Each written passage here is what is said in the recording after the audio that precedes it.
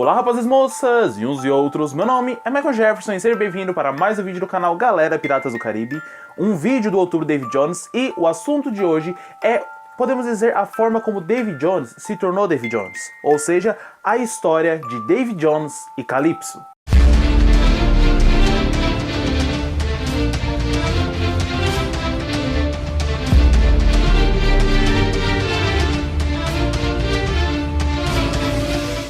Para você que acompanha o canal há um pouco mais de tempo, ou talvez até foi lá e assistiu os vídeos antigos do canal, você sabe que eu já gravei esse vídeo. Mas, anos atrás, se eu não me engano fazem uns 2 anos, o vídeo ficou muito longo, ficou com 30 minutos e são poucas as pessoas que chegam ao fim do vídeo. Então, já que a ideia é mostrar quem é David Jones, as situações de David Jones e conhecer um pouco mais sobre David Jones no outubro David Jones, eu resolvi refazer aquele vídeo, provavelmente com a mesma história, só que de uma forma um pouco diferente, de uma forma um pouco mais dinâmica, vamos dizer assim. E já que você já sabe qual é o assunto do vídeo de hoje, e para que ele não fique tão longo, abrimos as velas, recolhemos a âncora e zarpamos para o vídeo. Um homem do mar, um grande marinheiro, até que entrou em conflito com aquilo que perturba todos os homens. O mar, ouro e prata, a separação do bem e do mal? Não. Uma mulher, tão estável, cruel e indomável como o mar. Ela jamais deixou de amá-lo, mas a dor que ela lhe causou foi demais para ele, mas não o suficiente para causar a sua morte. Essas são, querendo ou não, as primeiras informações que nos são dadas sobre David Jones em Piratas do Caribe. Na verdade, existe ali uma parte que o Bootstrap fala para o Jack, mas de uma forma um pouco mais concreta e como ele virou, podemos dizer assim, é apresentado pela tia Dalma lá na casa dela para os tripulantes do Pérola Negra. Mas como ele chegou nisso? Bem, vamos ao início de tudo. Ao que tudo indica, David Jones era um marinheiro. Não se sabe se ele era pirata ou se ele era um capitão mercante, um marinheiro mercante, uma pessoa que apenas levava produtos de um lado para o outro. Apenas sabia-se que ele era um marinheiro muito respeitado. Um respeito esse que também chamou a atenção não só dos homens daqueles bares que ele frequentava ou dos lugares que ele ia, mas também de uma entidade que se materializou próximo a ele em forma de mulher. Uma mulher forte, batalhadora, imponente e que chamou a atenção do grande David Jones. Aos poucos, a situação entre ele e a tia Dalma, que era a forma como essa mulher se materializava e se mostrava para os homens ali ao redor, foi crescendo ao ponto que se desenvolveu uma certa intimidade um pouco mais forte. David Jones então descobriu, assim pela própria mulher, que esta que estava à sua frente era a deusa dos mares, a deusa Calypso. Aquela que comandava os mares, comandava as tempestades de certa forma, mas também comandava a vida e a morte em alguns aspectos. A questão é que a deusa dos mares, a grande deusa Calypso, não deixava que qualquer marinheiro se aproximasse dela. E para que um homem pudesse se aproximar dela e ganhar a sua confiança, deveria mostrar que era digno. Assim, ela meio que desafiou David Jones. Meio que passou para ele um cargo, e caso ele conseguisse cumprir esse cargo, ele poderia vir à Terra e ficar com ela o resto da vida. Ele precisaria chegar nos navios, recolher os homens que estavam quase morrendo e fazer com que eles aceitassem que estavam morrendo. Ele recolheria as almas, recolheria as pessoas de certa forma e levaria para o mundo dos mortos, onde eles poderiam descansar pela eternidade. Ele teria que fazer isso durante 10 anos, um número que ela mesma estipulou. E depois desses 10 anos ele voltaria à Terra um único dia. Nesse dia, ela veria se ele estaria de acordo com o que foi combinado e aí aceitaria ele. Ele aceitou quase que na mesma hora. Deu adeus para sua amada, pegou o seu navio, o holandês voador, e saiu rumo ao mar em busca das almas que não estavam querendo morrer. Quando ele chegava nos navios, boa parte das almas já tinham ido, mas existiam aquelas pessoas que estavam quase morrendo, que estavam quase que sendo torturadas pela morte e que não queriam ir.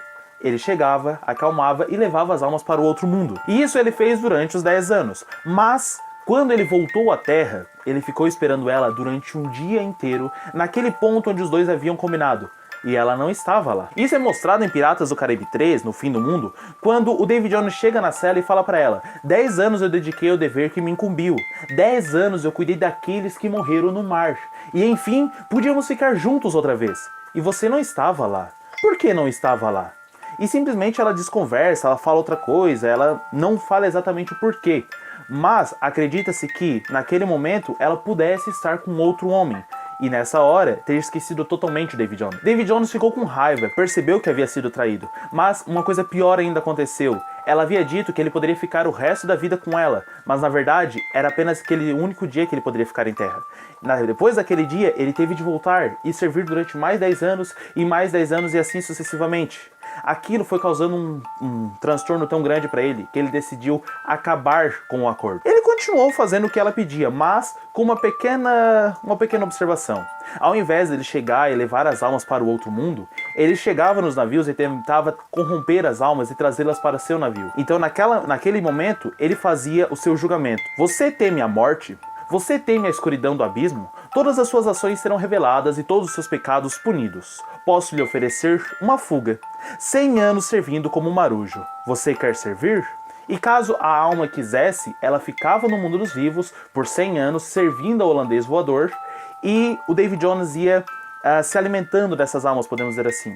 Caso dissesse que não, ele era morto na mesma hora e a alma ia para o mundo dos mortos sofrendo daquela forma. E essas almas em questão, essas almas que iam sofrendo para o mundo dos mortos, que não tinham o seu descanso, não tinham o seu aceito à morte, iam daquela forma como nós podemos ver também em Piratas do Caribe 3, quando Pintel e Raggett decidem jogar uma bala de canhão. Aquelas almas que estão indo pelo mar, que estão indo nadando, podemos dizer assim, são na verdade almas torturadas, almas que o Davy Jones acabou matando, pessoas que o Davy Jones acabou matando, não deixou que eles descansassem e simplesmente eles vagam pelos mares do submundo, sofrendo enquanto nadam. Mesmo assim, Davy Jones achou que aquilo não era o suficiente, que ele deveria fazer algo pior para Calypso, para que ela visse o que ela havia feito para ele, essa ideia de aprisionar numa coisa que ele não queria. Davy Jones resolveu se aliar aos piratas, mais precisamente à corte pirata, mais precisamente aos Lords Piratas. Ele foi e participou de uma das reuniões da Corte da Irmandade, da primeira Corte da Irmandade. Naquele dia, ou melhor dizendo, naquela reunião que ele participou, ele ensinou como subjugar Calypso e fazer com que a grande deusa dos mares não conseguisse mais voltar a ser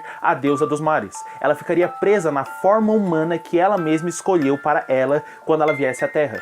Então, os Lords Piratas fizeram a reunião, os Lords Piratas fizeram toda a cerimônia e aprisionaram a deusa Calypso na forma da tia Dalma. Após essa reunião dos Lords Piratas, a deusa Calypso foi aprisionada em forma humana. Uma coisa que é interessante é que em momento algum ela soube quem é que ensinou os Lords Piratas, os piratas, a subjugar ela.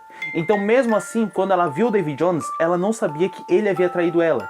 E ainda cultivou o amor que provavelmente ela ainda tinha guardado dentro do coração. Davy Jones então continuou a sua saga de caçar as almas ou de recolher as almas dos mortos e aprisionar no seu navio, de uma forma que toda vez que ele conseguia uma nova alma, que ele conseguia uma nova pessoa, o ódio que existia nessa pessoa, o ódio que essa pessoa havia carregado e a ideia dela não escolher, dela não aceitar a morte, ficava aprisionado no seu navio, dando aquele aspecto, como eu já falei. Quando ele fez isso, ele acabou tendo uma certa dor que ele não sabia o porquê. Ele não sabia o porquê que ele estava se sentindo mal, ele não sabia o porquê que ele estava sentindo aquilo. E aí ele descobriu, ele estava doente de amor. Mas doente de amor que eu digo, ele estava sofrendo pela ideia de ter traído a Calypso, por mais que ela tivesse traído ele.